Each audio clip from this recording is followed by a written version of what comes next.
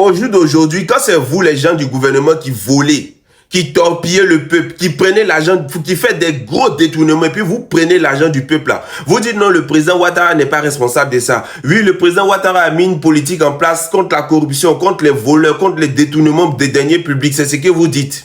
Maintenant, quand c'est Katina qui s'en prendre l'argent de la BCEAO, vous dites que c'est la responsabilité de Laurent Gbagbo du fait que Katina est parti prendre l'argent de la BCEAO parce que Katina était ministre au temps de Laurent Gbagbo. C'est pour ça que nous on dit les gens qui vous suivent là sont bêtes comme moutons.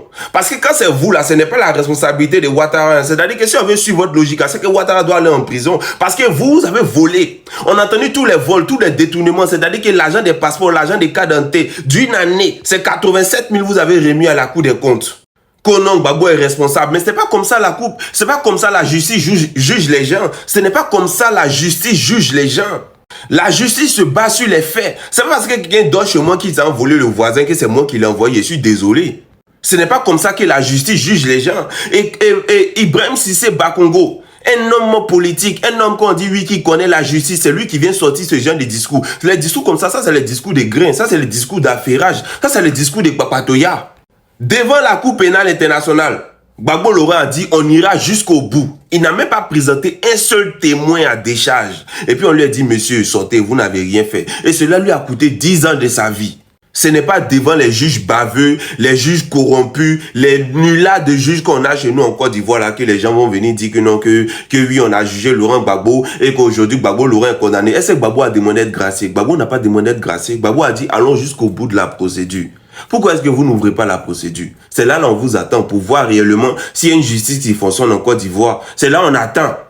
Comment quelqu'un est accusé d'avoir braqué une banque, une grande banque, se retrouve au dehors, se retrouve en liberté? Comment ça s'est fait?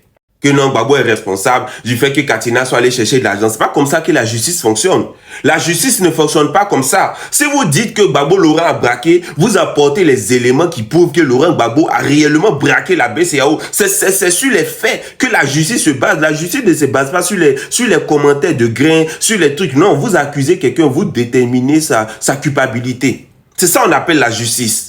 Remettez le nom du gars là sur la liste électorale, nous on va aller voter, nous on va choisir notre candidat. C'est de ça qu'il s'agit. La Côte d'Ivoire n'est pas votre propriété personnelle pour que vous allez déterminer qui les Ivoiriens doivent voter ou pas.